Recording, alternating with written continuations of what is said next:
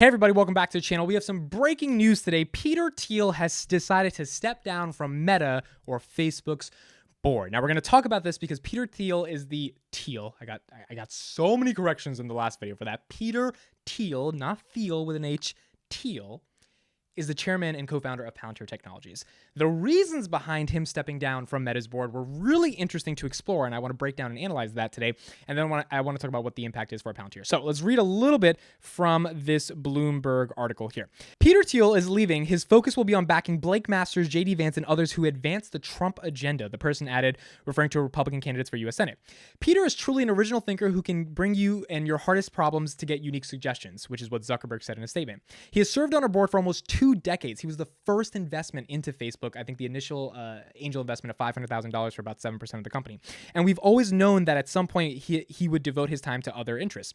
Now, Thiel helped elect Trump the United States president in 2016 by donating money and speaking on his behalf at the Republican National Convention. Peter Thiel was one of the only people in Silicon Valley that actually supported Donald Trump, which is why he became not that much of a liked figure in Silicon Valley.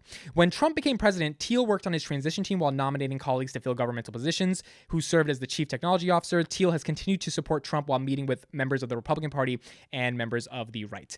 Now, last thing I'm going to read from this article. Thiel's departure will mark the end of one of the most productive and harshly criticized partnerships between a chief executive officer, Mark Zuckerberg, and an investor in all of business. Thiel has been a close advisor to Zuckerberg ever since the duo met through the Napster co-founder Sean Parker, when Facebook was still just a social network.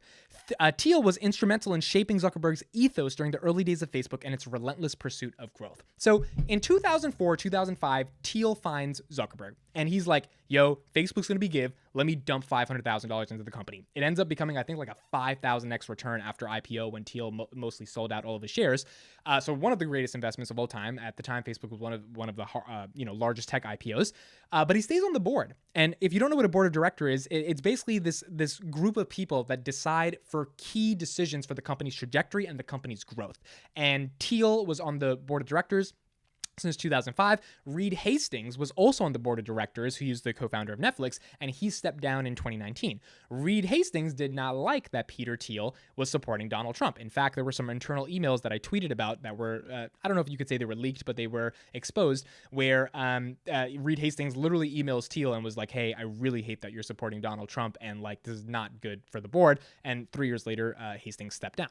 So Peter is stepping down from Facebook today, 2022, which is about 17 years after being on the board of Facebook, so nearly 2 decades, because he wants to go and advance his political interests in what he calls making sure the Trump agenda is secured in 2022 in the midterm elections and going forward. Now, the reason he's stepping down is because you can't have the board member of one of the most highly scrutinized technology companies in the world actively politicizing the ideas that they want to get out into the world by donating, by doing this, speeches, all this stuff.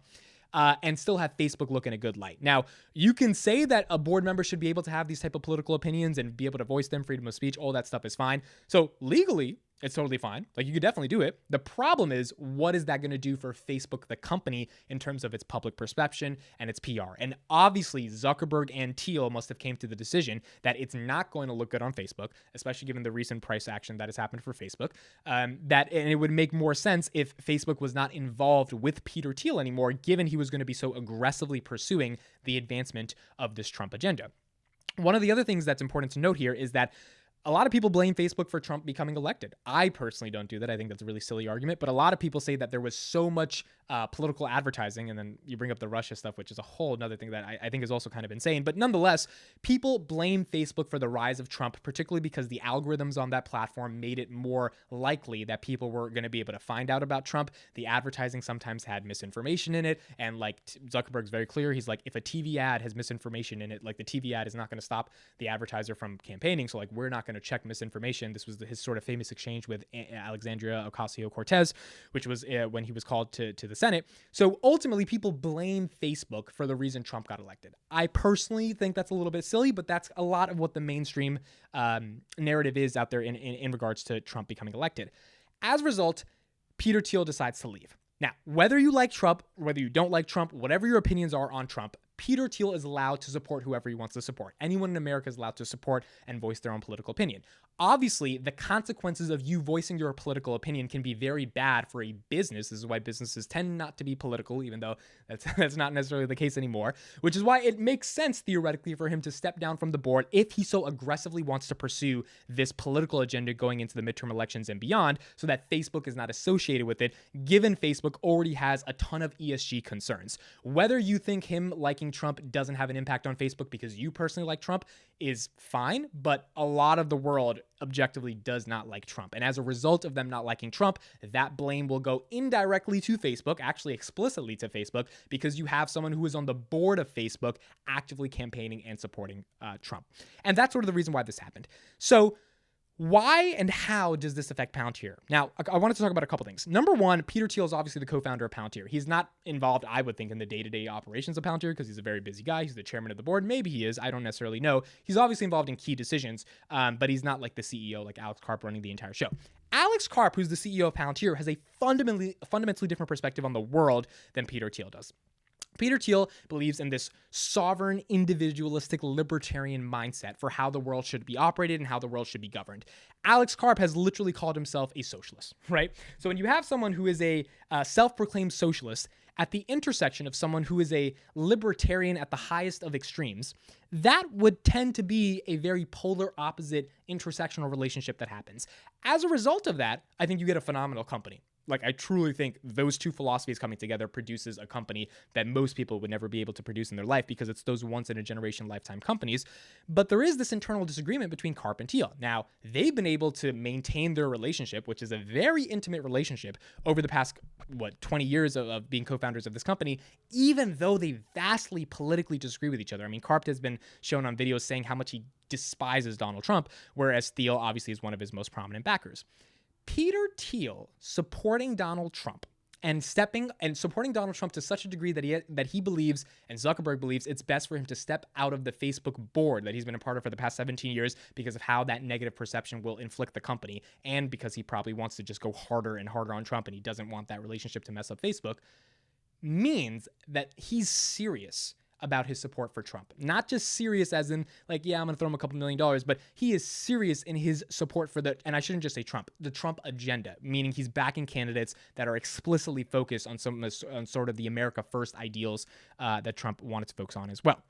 How does this affect Palantir? Number one, I think there will be a little bit more negative perception around Palantir given the co-founder and chairman of the company so actively is going after this Trump agenda. It's not because there are certain people who like Trump and don't like Trump. There is a entire mainstream apparatus that is against conservatism, I would say, against Republicans, just in my opinion, and against Donald Trump in general, right? And even though Donald Trump was the best thing for ratings for a lot of these companies, CNN, MSNBC, et cetera, a lot of these companies and a lot of the media around them, given what they're doing to Joe Rogan, as we can see what's happening right now, they don't like Donald Trump.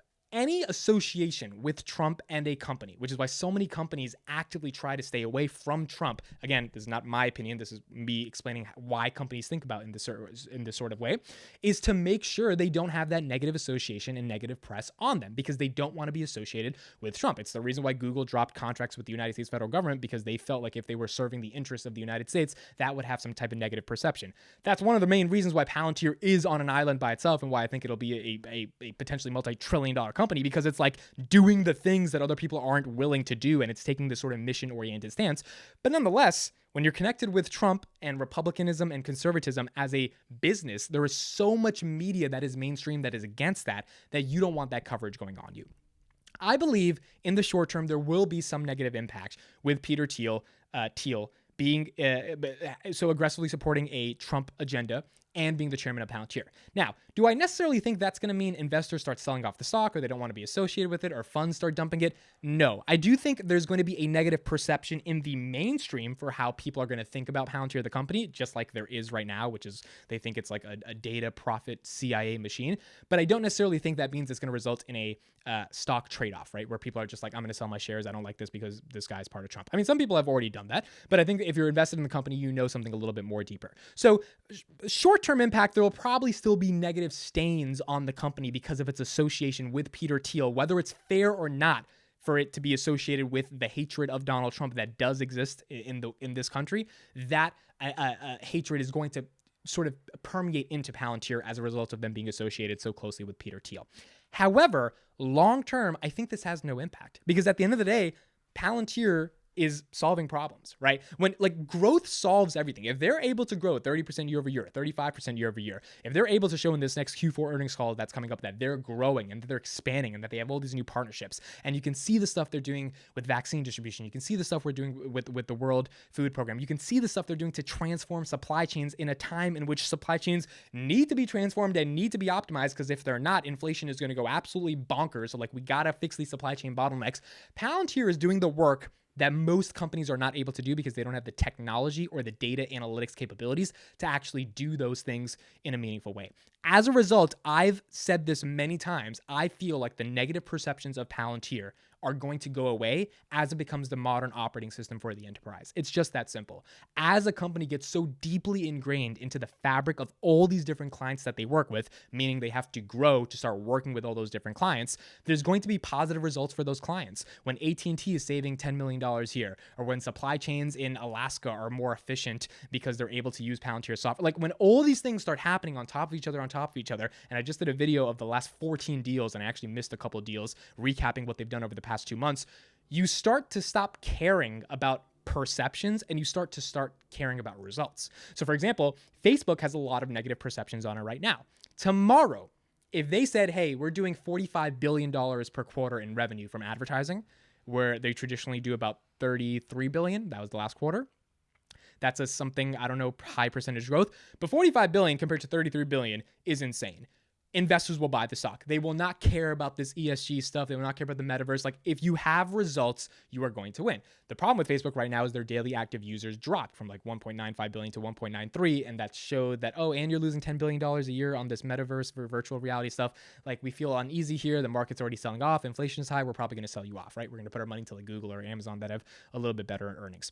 So I believe that growth solves a lot of these questions. And Palantir is not Facebook. Palantir does not have to measure daily active users. Palantir is also not mature to the point where 37% of the world's population is using their product as per Facebook.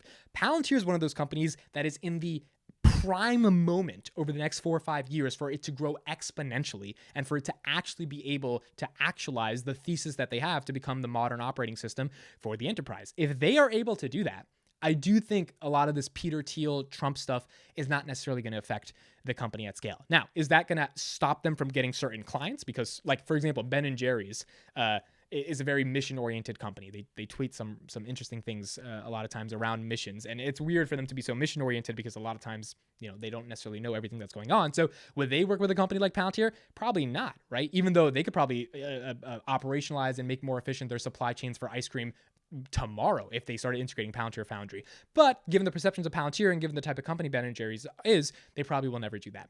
As a result, you're probably not going to get some of those clients and some of those enterprises using your software. But for the far majority of them, I don't think they're going to be like, oh, Thiel likes Trump. Trump is negative. We're not going to use this once-in-a-lifetime software that's going to save us millions of dollars. Because at the end of the day, money talks. So I really think that as long as Palantir is able to grow, as long as Palantir is able to maintain what it's doing, and as long as Palantir is able to innovate and introduce new things, then it's the same relationship that Karp has with Thiel, which is that they disagree, but at the end of the day, they get stuff done at a phenomenal level. You can disagree with some of the ethos of Palantir if you're a big enterprise, but if you need their product to get things done, and it's way more efficient than anything else out there in the marketplace, then it doesn't matter if Thiel supports Trump or like there is this negative perception. You're going to use the product because the product gets stuff done. Palantir is going to make more money as a result of them growing because more and more people are using the product. And as a result, the negative perceptions, I believe, that are associated in general with this company will start to go away and people will start to recognize, oh, it's just the modern operating system for the enterprise. It's a phenomenal business. Let's invest in it. Just like people invest in Facebook because advertising is a pretty big business. So those are my thoughts. Let me know what you guys think. None of the views expressed in this video were my political opinions. I'm not saying I like Trump, don't like Trump, etc. I think a lot of the crazy perceptions around Trump are a little bit crazy, are a little bit overblown. And I do think it is objectively factual to say that there is a lot of negative press and media from the mainstream media around Donald Trump, which will negatively impact a company like Facebook, given everything I talked about in the beginning of the video for Facebook's relationship with Trump, which is why I think Thiel stepping down probably makes the most sense for Facebook not to have that negative press, but I don't think it's going to affect Palantir long term. So let me know your guys' thoughts on the video. My name is Mitt. Thank you for watching. Looking forward to reading the comments. I'll see you in the next one.